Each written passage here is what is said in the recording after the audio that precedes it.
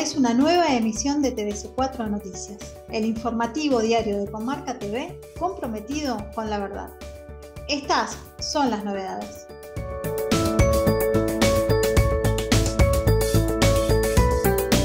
Putin moviliza a reservistas de cara a anexión de provincias de Ucrania. El presidente de Bolivia abogó por la paz y acusó al capitalismo de generar conflictos. El Senado aprobó en comisión un proyecto que busca convertir en ley el programa Remediar. Filmus anunció la licitación para construir 7 institutos de investigación científica. Veraldi demostró la nula participación del Poder Ejecutivo Nacional en la adjudicación de obras viales. Kicillof y De Pedro lanzaron la línea ambiental del programa Municipios de Pie. Kicillof se reunió con industriales en la planta de la empresa Queruclor, el puerto de la ciudad de Buenos Aires y su autonomía. Mauricio Macri, sobre el actual gobierno, prácticamente ha aumentado un 50% más el empleo público a nivel nacional. Efemérides, 23 de septiembre. El pronóstico del tiempo para Buenos Aires y sus alrededores para este viernes y fin de semana por Victoria de Pablo.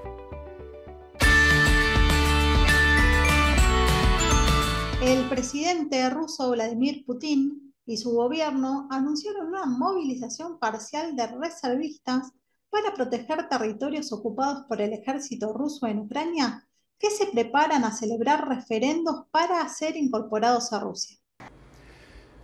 Уважаемые друзья, сегодня наши вооруженные силы, как уже говорил, действуют на линии боевого соприкосновения, которая превышает 1000 километров. Противостоят не только неонацистским формированиям, а фактически всей военной машине коллективного Запада. В этой ситуации считаю необходимым принять следующее решение. Оно в полной мере адекватно угрозам, с которыми мы сталкиваемся. А именно, для защиты нашей Родины, ее суверенитета и территориальной целостности, для обеспечения безопасности нашего народа и людей на освобожденных территориях, считаю необходимым поддержать предложение Министерства обороны и Генерального штаба о проведении в Российской Федерации частичной мобилизации. В этих условиях для обеспечения военной безопасности нашего государства Верховный Главнокомандующий принял решение с 1 января 2023 года увеличить численность вооруженных сил на 137 тысяч военнослужащих, которыми будут укомплектованы новые воинские формирования.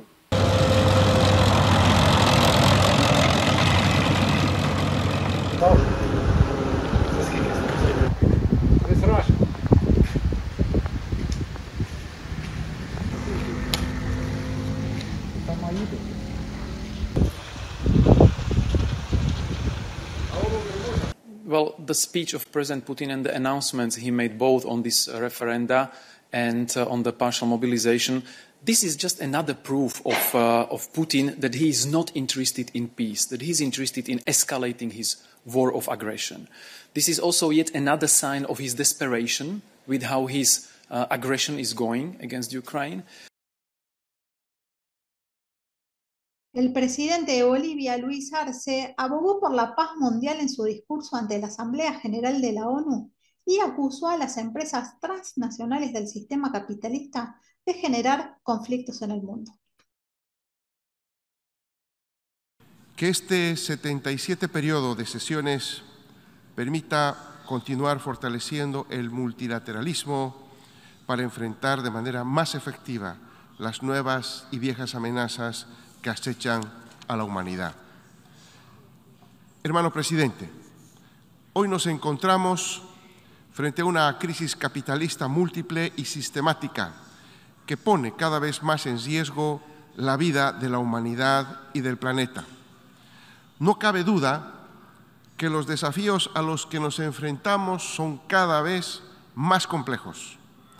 Si pretendemos un futuro mejor para las actuales y futuras generaciones, debemos no solo reflexionar sobre las crisis económicas, social, alimentaria, climática, energética, hídrica y comercial, sino identificar con claridad el origen para cambiar un sistema que reproduce la dominación, explotación y exclusión de las grandes mayorías, que genera concentración de riqueza en pocas manos y que prioriza la producción y reproducción del capital antes que la producción y la reproducción de la vida. Y convencidos de que otro mundo es posible, desde el Estado plurinacional planteamos lo siguiente.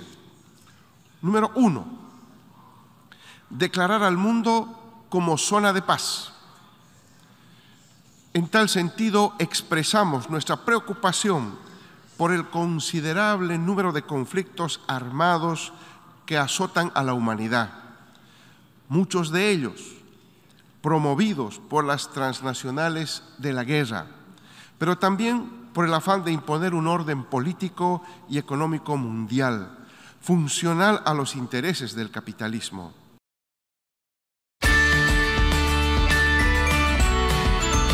El Senado aprobó en comisión un proyecto que busca convertir en ley el programa Remediar de distribución de medicamentos esenciales gratuitos en centros de salud de todo el país para que se transforme en una política de Estado.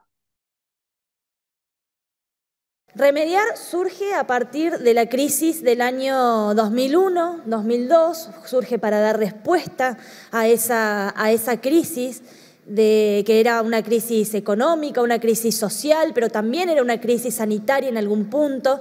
Entonces surge de la mano de Ginés González García para que puedan llegar estos medicamentos esenciales a las personas que sufrían algún tipo de patología, algún tipo de enfermedad quizás más sencilla. Los tratamientos que se dan son tanto clínicos como odontológicos. Las personas pueden acceder a cualquier centro de atención primaria de nuestro país, ahí ser revisados o asistidos por un médico o una médica y luego se le presta la indicación correspondiente para que puedan otorgarse ese medicamento esencial. Nos parecía fundamental poder instituir este programa por ley, poder hacer una normativa que permanezca en el tiempo, que trascienda gobiernos, que por sobre todas las cosas permanezca, porque creemos que y hoy de hecho es un día, la verdad, en este sentido sumamente importante, porque si todo sale bien vamos a hacer que 3 programas de alcance nacional que verdaderamente son cercanos a la gente, como es el Remediar, el Conectar Igualdad y el programa Progresar,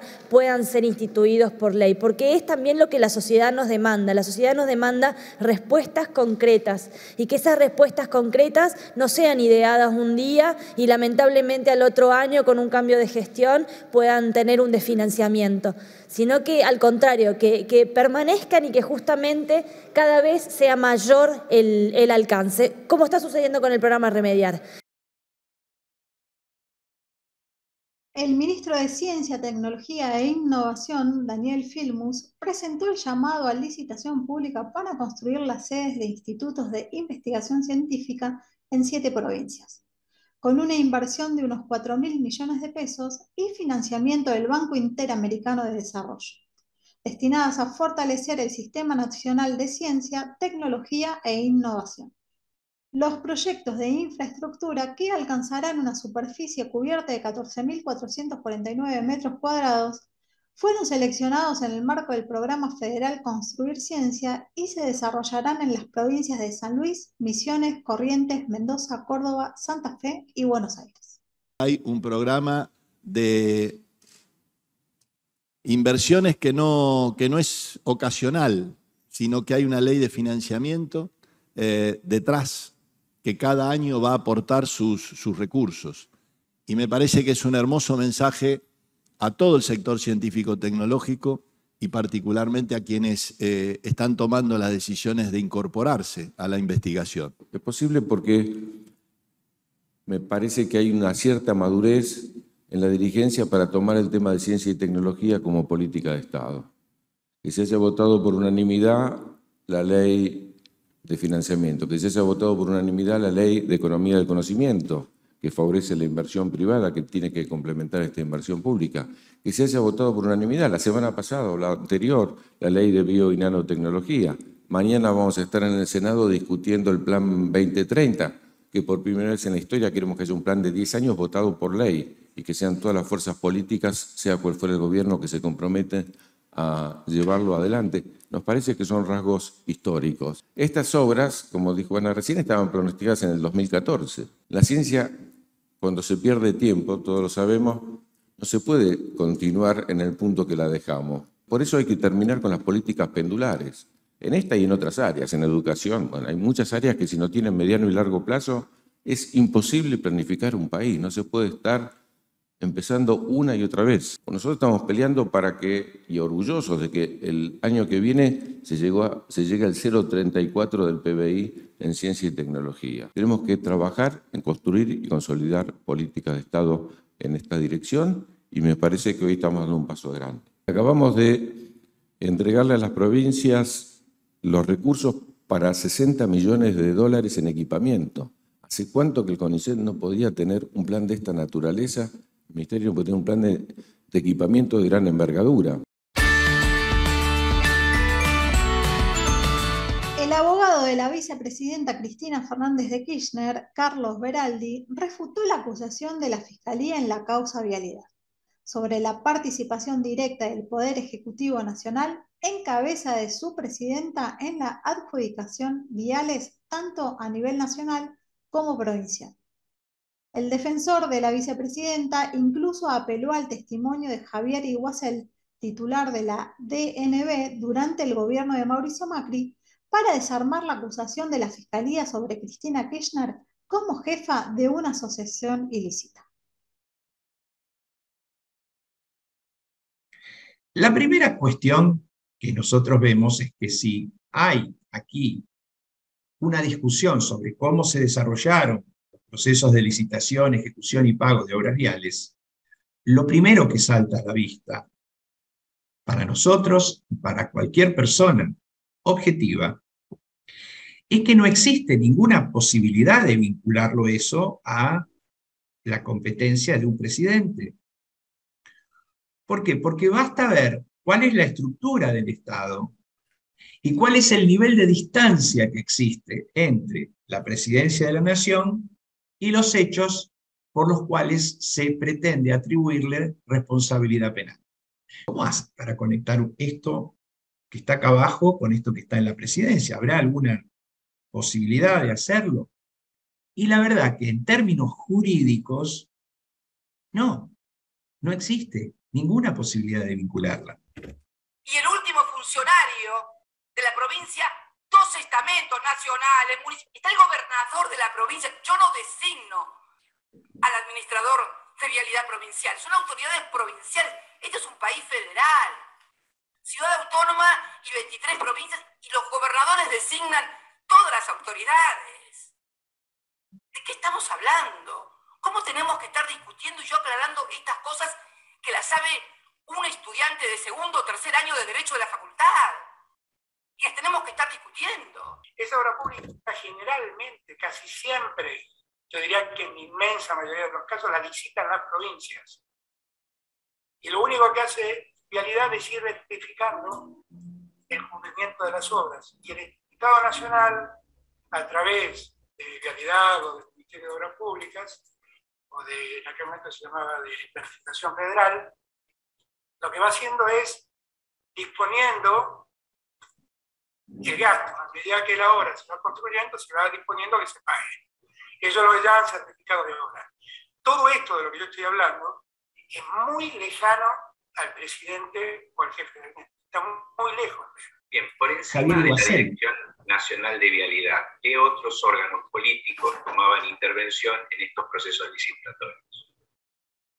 ¿Hacían el control o la fiscalización? No, normalmente lo que puede haber son controles de auditoría, pero el proceso se acaba arriba de todo en Vialidad Nacional en el proceso. Después puede haber una auditoría de la Auditoría General de la Nación, o digamos, auditoría interna o de la unidad de auditoría externa, de la, ¿cómo se llama? No me sale el nombre, pero bueno, la que controla la oposición, digamos, que puede querer hacer. La Auditoría General de la Nación. Exactamente, puede haber controles de Auditoría General de la Nación o no, porque en función de la cantidad de planificación que tienen, pueden auditar o no a cualquiera de los órganos.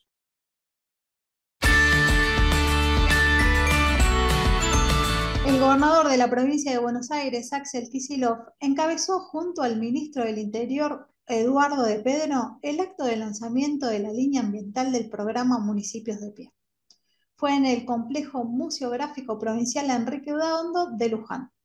Junto al jefe de gabinete bonaerense Martín Insaurralde, la ministra de Ambiente Daniela Vilar, el intendente local Leonardo Boto. En ese marco, Kicillof subrayó que estamos tratando para articular la mirada ambiental de las políticas de producción, distribución e inclusión social, este ambientalismo popular que impulsan sobre todo las y los jóvenes de la provincia implica en una transformación cultural que se tiene que observar en cada una de nuestras acciones cotidianas, añado.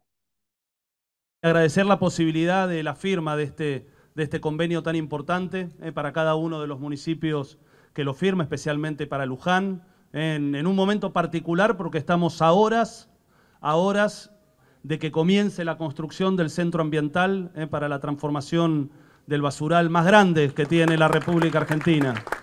Nosotros ya firmamos 90 convenios específicos con municipios, ya estamos interviniendo en más de 80 distritos y su problemática de los basurales a cielo abierto. Ya más de 64 distritos tienen políticas de educación ambiental y más de 600, 700 docentes ya se formaron en la temática que propone la Ley de Educación Ambiental de la Nación. Y hoy estamos firmando estos convenios para la transferencia directa a todos ustedes de más de 500 millones para la compra de bienes de capital para las políticas ambientales de sus distritos.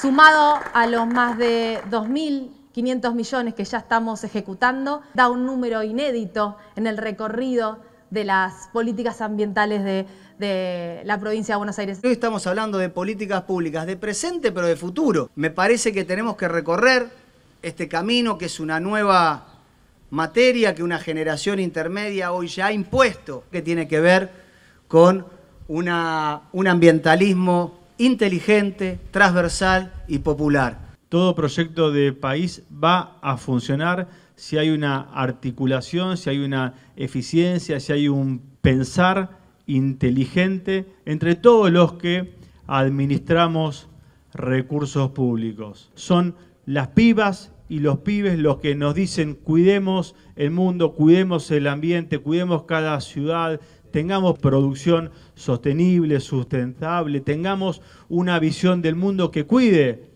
la casa común. No solo tenemos ministerio, sino ese ministerio tiene un plan. Y algo todavía más importante, ese plan se viene llevando adelante, no puntualmente, más rápido de lo que habíamos previsto, con un trabajo y un esfuerzo de gestión, con una colaboración y un trabajo de cada uno de los municipios. El Ministerio de Ambiente tiene una tarea más compleja que aquello que es su objeto inmediato, ¿no? Y sus políticas directas. Pero el objetivo que tenemos, planteado por la propia Daniela, es que la mirada ambiental sea transversal a todo el gobierno y a todos los ministerios. Es importante conciliar la mirada de la producción, la mirada de la inclusión y la distribución con la mirada ambiental. El ambientalismo popular es la política de la provincia de Buenos Aires y tiene que ser la política del campo popular. Muchas gracias, Guado, por estos recursos. Gracias, Alberto, a través tuyo, porque ayuda a la provincia de Buenos Aires, ahí donde no nos alcanza para llegar, ahí está la ayuda del gobierno nacional y no tengan duda que cada recurso que manden lo vamos a emplear en mejorarle la vida a los y las bonaerenses.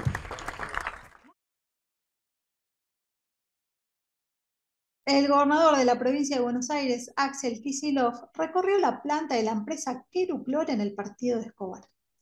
Fue donde mantuvo una reunión con representantes del sector industrial. Fue junto al ministro de Producción, Ciencia e Innovación Tecnológica, Augusto Costa, el secretario de Economía y Conocimiento de la Nación, Ariel Sujarchuk, el intendente local, Carlos Ramil, y el titular de la empresa, Walter López. El encuentro se llevó a cabo tras haber sido reprogramado el viernes 2 de septiembre, cuando se conmemora el Día de la Industria, tras el feriado decretado por el Gobierno Nacional luego del atentado contra la vicepresidenta Cristina Fernández de Kirchner. Venimos de 4 años en los que había una política antiindustria de apertura indiscriminada de importaciones, tasas de interés altas, tarifas dolarizadas, política crediticia restrictiva y salarios bajos. Recordó Kicillof y agregó: la consecuencia de esas políticas fueron un 20% de caída de la industria nacional y la pérdida de 70.000 puestos de trabajo en el sector.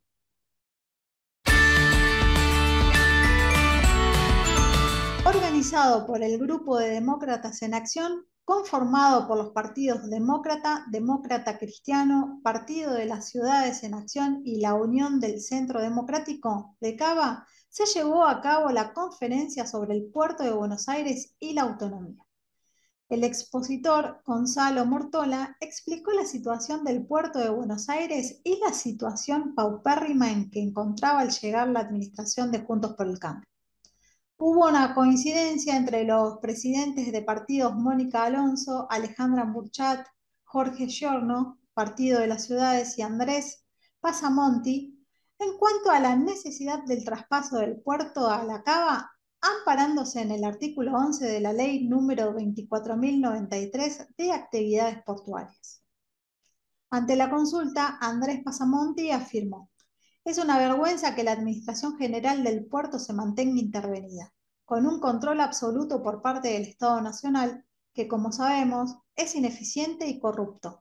El traspaso a la Ciudad Autónoma de Buenos Aires es esencial para que la ciudadanía comience a mirar hacia el puerto. Además, se le debe dar participación a las empresas privadas que interactúan día a día con el mismo, dado que esto le daría transparencia y lo haría entrar en un proceso de mejora continua.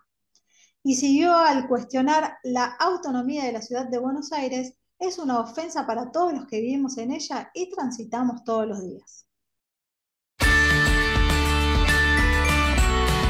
Según el portal chequeado.com, el expresidente de la Nación aseguró que durante su gestión el número de empleados públicos nacionales bajó de 240.000 a 190.000.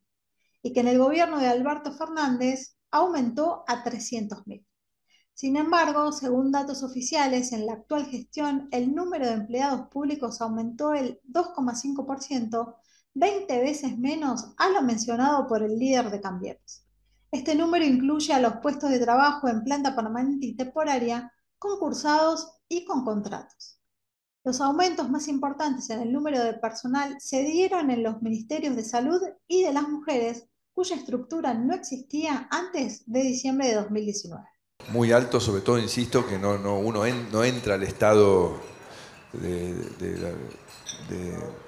español, no entra al Estado francés, entra a un lugar colonizado por el fanatismo, que les doy la mala noticia, prácticamente han aumentado 50% más el empleo público a nivel nacional, o sea, en estos 2 años y medio, un disparate. Habíamos logrado bajar de 240 a 190 con mucho trabajo, aún reemplazando 30 más con concursos, y han vuelto a más de 300.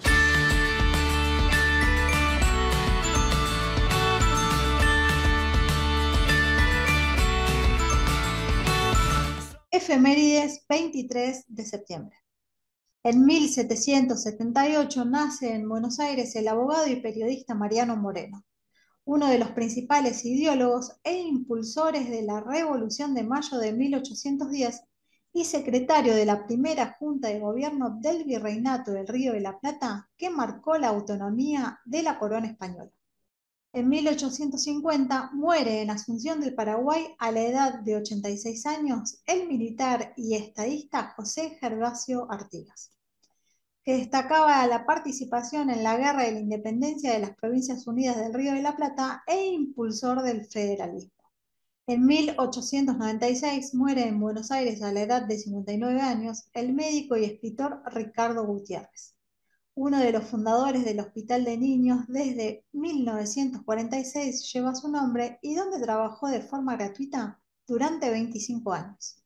En 1973 muere en Santiago de Chile, a la edad de 69 años, el poeta y político chileno Pablo Neruda, ganador del Premio Nobel de Literatura de 1971.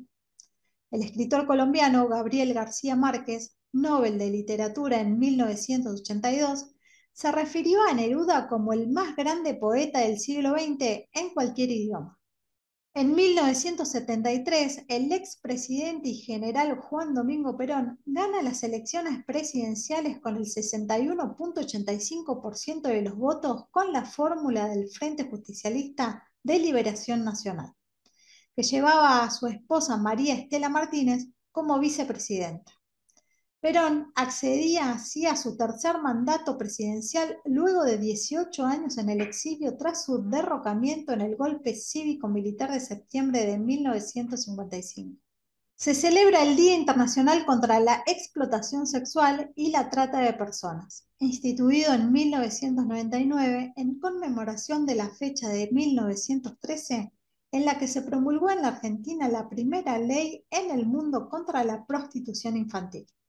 Impulsada por el diputado socialista Alfredo Palacios, se calcula que en el mundo hay casi 2 millones de víctimas de trata y explotación sexual, delitos de magnitud equiparable al tráfico ilegal de drogas y de armas.